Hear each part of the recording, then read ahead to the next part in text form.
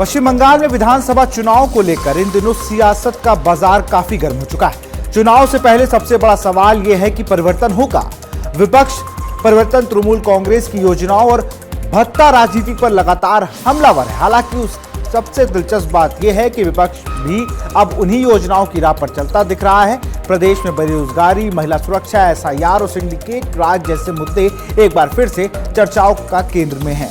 वहीं प्रदेश की सीएम ममता बनर्जी केंद्र सरकार पर बकाया धन न देने का आरोप लगा रही हैं। ऐसे में देखना होगा कि इस बार बंगाल की जनता इस बार चुनाव में क्या मूड बनाकर वोट देगी। यहां की सियासत अब किस ओर जाएगी। देखिए, दोनों चुनाव अलग था, अलग बैकग्राउंड था, अलग नेतृत्व था, अलग इंटेंसिटी था, बहुत सारी चीजें डिफरेंट थी। 2021 में बीजेपी जस्ट एक नई पार्टी उभर रही थी। 2019 में बीजेपी आई सीन पे और 2021 में वो और भी स्ट्रॉन्ग कंटेंडर बन गई, बट उसका ऑर्गेनाइजेशन लैक था। बूथ में बहुत सारे वर्कर नहीं थे, उनके खुद के कैंडिडेट नहीं थे, इसलिए उन्होंने टीएमसी के काफ़ी कैंडिडेट लिए।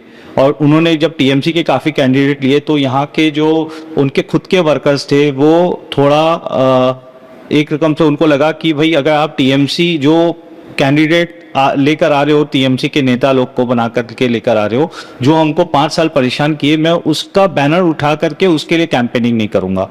तो वो साइलेंट चला गया। सो वहां पर एक बड़ी गलती हो गई थी। 2021 में कोरोना था, सेकेंड वेव था, ठीक से कैंपेनिंग नहीं कर पाए बीच में, एंड बहुत सारे लोग वोट देने भी नहीं निकले बिकॉज उनको लगा कि अगर वो वोट देने जाएंगे, बाहर जाएंगे तो शायद उनको कोरोना हो जाएगा। तो बहुत लोग वोटर्स भी टर्नआउट काफी लास्ट के 3-4 फेजेस में काफी कम हो गया था। सो ये सेकेंड इशू था 2021 एंड 2026 में। 2026 में इस बार ममता बनर्जी के अगेंस्ट काफी एंटी इनकम्बेंसी है।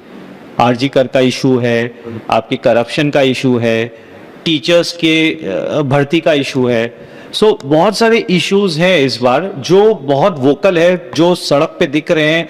लोग भी बड़े साइलेंट है, silently they are not appreciating Mamata Banerjee's government anyway. उनको लगता है कि उनका जो गवर्नमेंट है, स्पेशली जो उनके लीडर्स हैं, हर जगह कुछ ना कुछ वो मतलब या तो तोलाबाजी करते हैं, या फिर वो कट मनी का इशू है, सिंडिकेट का इशू है, करप्शन का इशू है, एम्प्लॉयमेंट का इशू है, जॉब्स का जो स्कैम हुआ है उसका इशू है, इंडस्ट्री नहीं आ रहा है, कोई डेवलपमेंट नहीं हो रहा है, रेल मेट्रो आपका अटका हुआ पड़ा हुआ है क्योंकि आप उसको सपोर्ट नहीं कर रहे हो। मतलब आप सोचिए, हर सेंटर पैसा भेजती है और स्टेट वो पैसा इम्प्लीमेंट नहीं कर पाती है, मेट्रो नहीं बना पा रहे हैं। तो ये सब चीजें लोगों को दिखती है, एंड मुझे लगता है इस बार वो हवा काफी तेज है। इस बार पब्लिक वांट अ चेंज। 15 साल हो गया, उन्होंने एक टाइम दिया है, और 15 साल के बाद भी अगर कुछ चेंज नहीं दिख रहा तो पब्लिक को भी लगता है कि एक बार चेंज करके देखते हैं। एक लेवल के बाद मुझे लगता है वो लोगों का डर निकल गया। अब लोग ओपनली आने लग गए। अब लोग ओपनली उनको भी मतलब वो बोलेंगे कि भाई आपका हो गया, क्योंकि आप बहुत ज्यादा डराओगे ना, लोगों का डर निकल जाएगा। तो वो डर निकल चुका है, और ये इस बार आपको ये इलेक्शन में ये चीज दिखेगी। तो बेनिफिट्स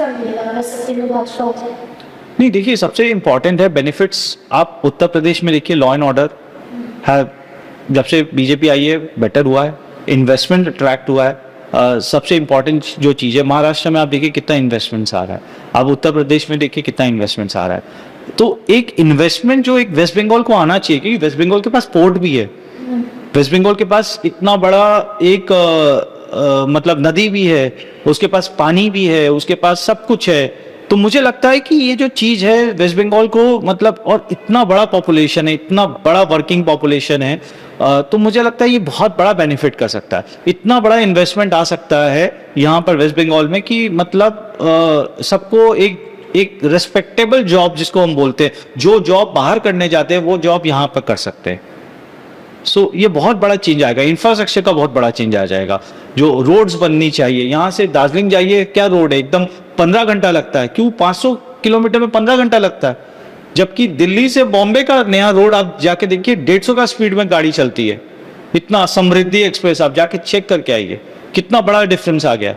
आप यहाँ पर 150 का स्पीड में चलाएंगे, आपको दार्जिलिंग 4 घंटा 5 घंटा में पहुंच जाना चाहिए आप Siliguri. So this is a very big difference मुझे लगता है कि good government and good party can bring.